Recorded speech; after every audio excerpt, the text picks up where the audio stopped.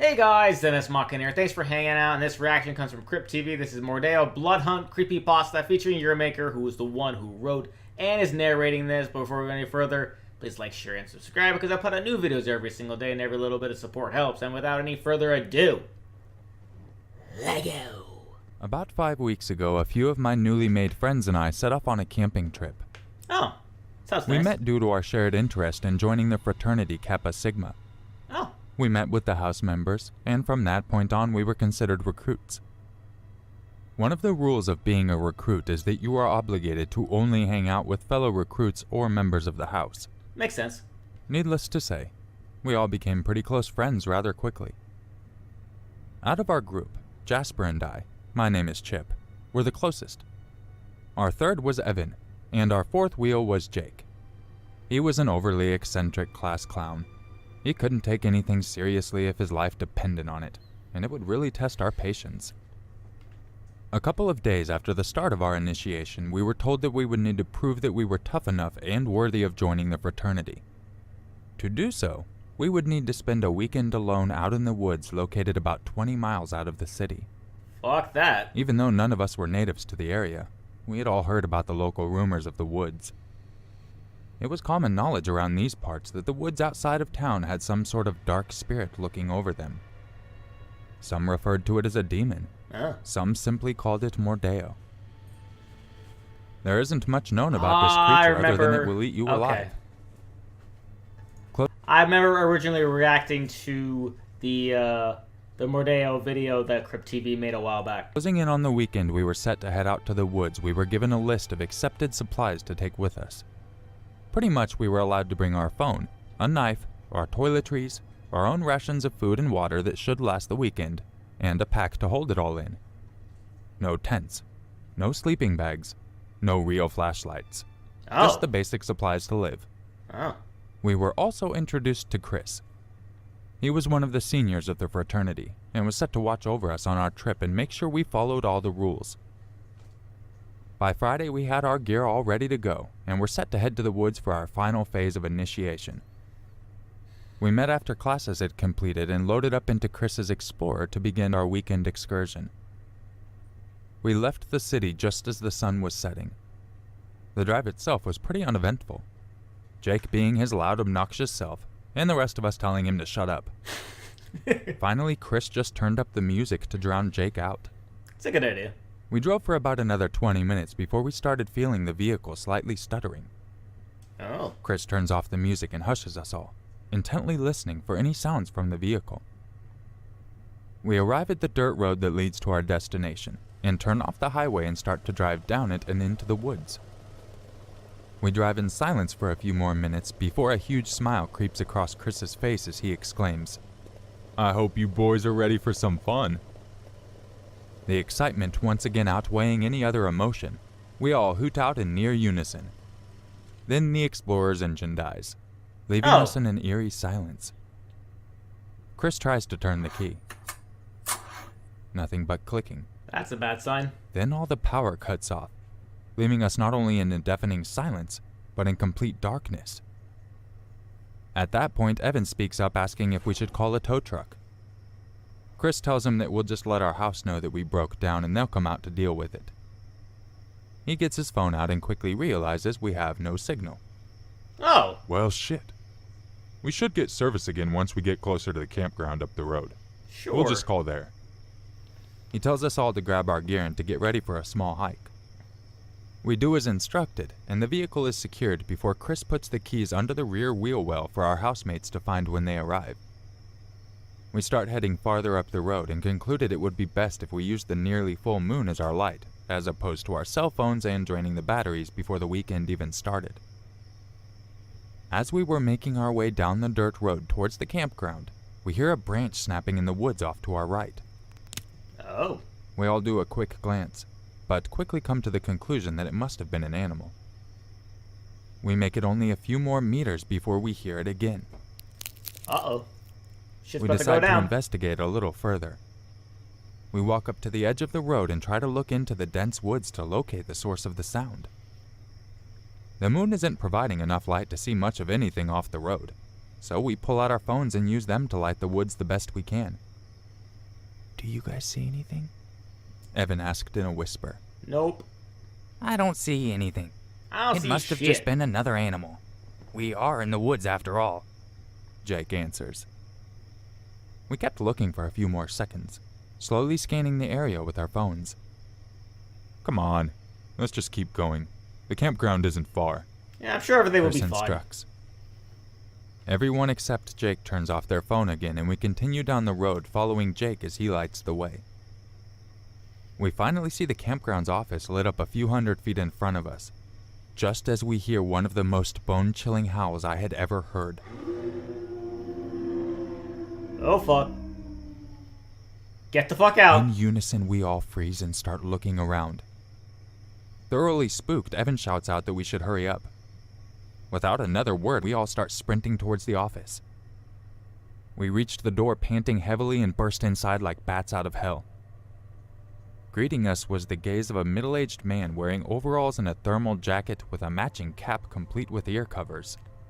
Well, that's helpful. The man stood behind the counter with a disturbingly fake smile plastered across his face.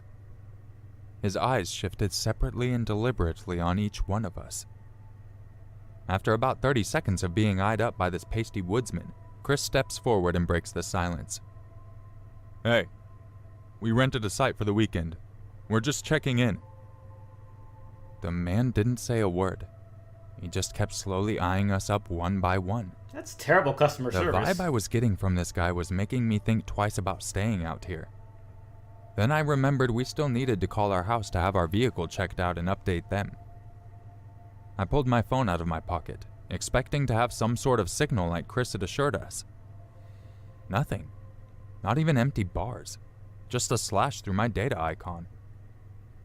I nudged Jasper and showed him I had no service. He checked his phone. Also out of service. Jasper mentions it to Chris, who too checks his phone to see that there is in fact no service. I was just here a few weeks ago and I had a pretty strong signal. Hey buddy, do you have a phone we can use? The guy behind the counter finally showed some sort of reaction, although I really wish he hadn't. He locked eyes with Chris and started to growl, opening his mouth slowly as his growl intensified. I was about to bolt out the door when all of a sudden he stopped growling and his head snapped back violently, then returned to a normal position. Okay. Hi, how can I help you? He exclaims in a gleeful tone. Huh. His creepy demeanor had been instantly replaced by that of a normal, cheery greeter. That's weird. We all exchanged confused glances before Chris once again explained that we had the site reserved. Oh yes, Site 13's all yours. Just head down the path and you'll see it on the left side of the roundabout. Awesome, thank you. Also, do you happen to have a phone we can use? Our car broke down on the dirt road and we need to let our friends know. Of course, he replied, retrieving the landline. Chris grabs the phone and lets our friends know where the Explorer is, where the keys are, and that we will need a ride when we get ready to leave, and that we have no cell service, so we could be reached on the number that showed up on the caller ID. Actually helpful. Who He knew? hands the phone back to the man and once again thanks him. Just as we're walking out the door, we hear him once again start to groan. Oh my goodness. None of us even turned around. We quickly left and headed down the path towards our site, intent All right, on putting creepy as guy. much distance as we could between us and him. The park was set in a pretty basic layout. One main path with sites off to either side. Towards the end there is a loop where it reconnects to the main road. We reached the fork in the path and took the left towards where our campsite was. That was when we noticed how quiet the place was. We hadn't seen any other people except for the strange man at the counter since we arrived. The lamps along the path started to become more sparse as we were making our way farther down. We all pulled out our cell phones and quickly found our site and began to set up our camp. Chris heads into the woods, returning a couple minutes later with a bundle of firewood. Chris pulls out a lighter and starts the fire while we unpack our rations that we brought. As we ate, Chris insisted on telling us more about the rumors of the land and why it was feared by so many locals. For over 100 years there have been stories of these woods. Stories of families going on hikes and disappearing without a trace. Stories of friends going camping, just like us, and then vanishing without a word. They say there is a creature that watches over these woods. No one really knows where it came from, but everyone knows what it wants. Blood.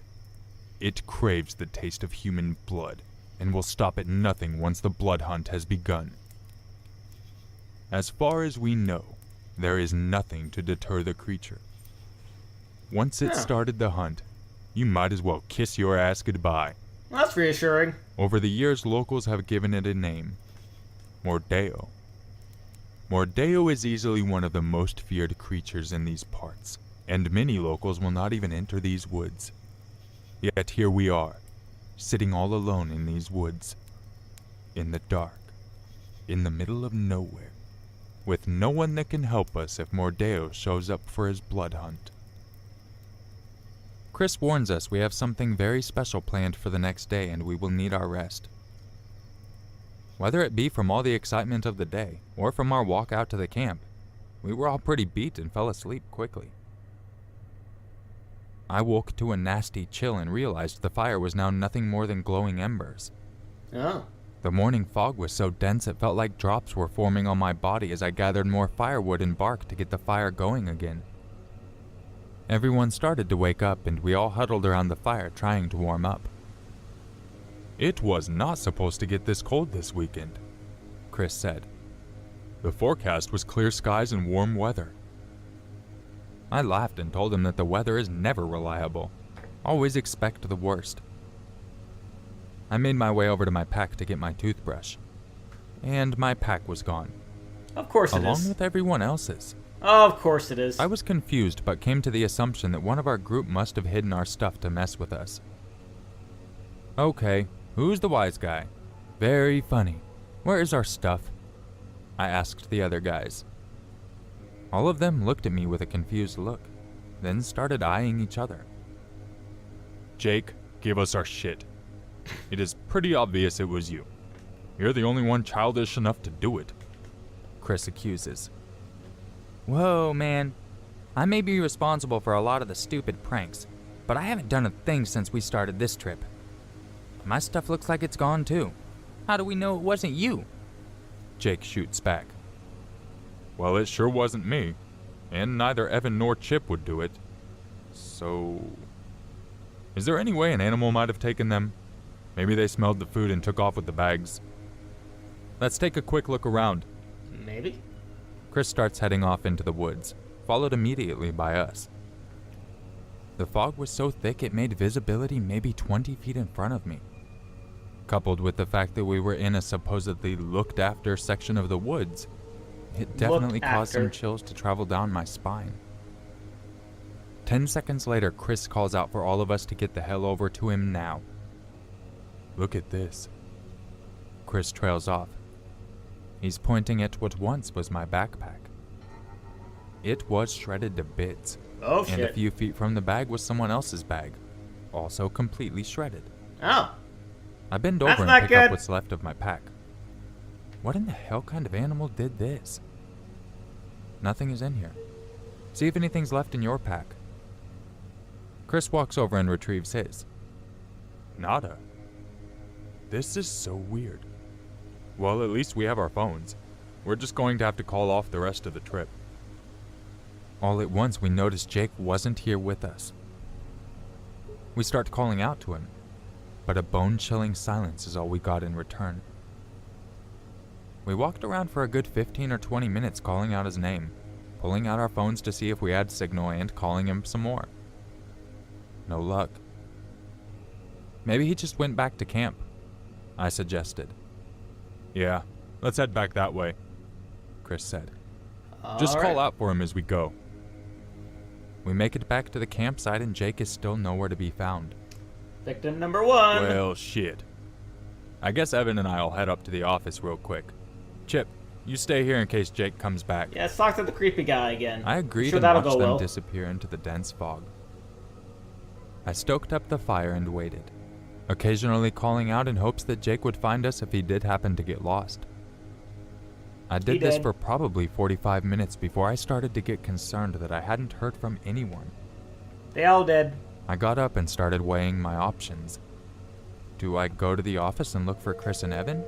Or do I stay here in hopes that Jake will still show up? I was still debating on what to do when a blood-curdling scream broke through the once silent woods. I could immediately recognize the scream as belonging to Jake. Oh shit! I started sprinting as fast as I could towards where I thought the scream came from. Then he emerges from the fog. Then he stops. He just stands there, not making a sound, just panting and looking like he will pass out at any moment. Jake, what happened? Where have you been? His response still sends a shiver down my spine. Mordeo is here. Uh-oh. What? I asked in confusion. Mordeo is real. I saw it. It was following me. It has no skin. It's a walking skeleton, dude. Oh god. It had antlers but was bipedal and had no skin. No freaking I'm skin, MORDEO. man. How you doing? Wait, Creepy Where are fucking Chris and looking Evan? thing. Jake, calm down. Chris and Evan went to the office to call our friends to come and get us. Jake doesn't even wait for me to say anything else. He starts taking off down the path towards the camp office. I I did quickly the same. follow suit, and within a few minutes we reach the office. And it's locked. Of with course no it signs is. that anyone is even around. Of course it is. I told Jake I had no idea what we should do.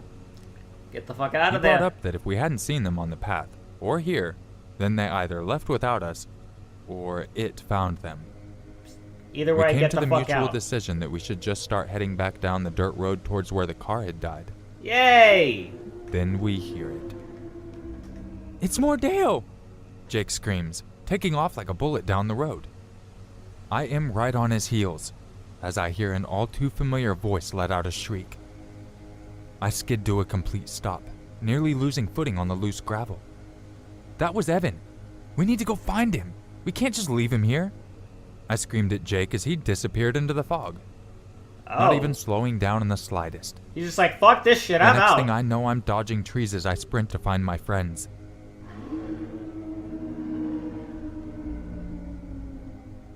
This howl stopped me in my tracks. Evan, is that you? I take another step forward before, for the first time in my life, I am frozen in place. I tried to move my legs, but I was paralyzed in fear over what was a mere 15 feet in front of me. Uh-oh. Evan was in fact in front of me, Uh-oh. laying on his back with his intestines oozing over the side of his body. Oh, fuck! That sight comes second to what I saw kneeling over him, head down, chewing at his guts like someone would eat a pie in a competition. It had the animalistic features described in the stories, Oh, mixed fuck. with a human body. Its face, though, it looked like someone had skinned a deer's head, covered it in slime, and added the most hideous teeth you could imagine. Alright then. Then, to my utter horror and disbelief, Evan's head snaps to the side with enough force to make the breaking of his neck echo through the trees. I mean, he already lost his He starts intestines. laughing and That's says, overkill at that point. "You might want to run. The blood hunt has begun." As soon as his eyes broke my Oh, gaze, I fuck. could feel my legs again. I didn't stop running when I made it back to the road. I didn't stop when I heard another terrifying scream in the woods that I easily recognized as Chris. Yeah. For all I know, he was dead already too, and this thing was just using him as bait to lure me. I don't blame you, bro. I finally I've been out caught too. sight of the Explorer we made it here in. I ran up to the wheel well where the keys were and began frantically searching for them. I couldn't find them anywhere. In a last-ditch effort before I kept sprinting down the road, I went to the driver's side door and yanked the handle. It opened immediately, and I heard the familiar ding the vehicle makes if a door is open while the keys are in the ignition. Oh, jeez, I hate I that. tried twisting the key. It tried to start but wouldn't turn over. I have no idea if this thing is making its way towards me, but I was not going to wait and find out. I hightailed it all the way back to the highway. I do the same. Once I reached it, I finally slowed down to a walk and pulled out my cell phone. I powered it back on and finally had a signal, and just long enough of a charge to call the police to come and help me. Nice. After about 5 Well, too minutes, late, a couple though. of sheriff's vehicles pull up next to me. I tell them that they're not going to believe what I have to say, but I tell them everything. They then proceeded to ask me if I was supposed to be on any medications, or if I had taken any. I mean, makes These sense. guys thought I was crazy. And in a way, I kind of wish that was the case. At least that way I wouldn't have to go through life knowing things like the MORDEO are much more real than we would like to believe. Well, that was incredibly well done, from the narration to the animation. And the more and more I find myself reacting to stuff like this, the more I enjoy it. And I hope you guys are as well. If you did, please leave a like, comment down below. Let me know if you have any future videos that you would like for me to react to. And share this video, subscribe if you have subscribed already, ring the notification bell because I put out new videos every single day. And I will see you guys next time.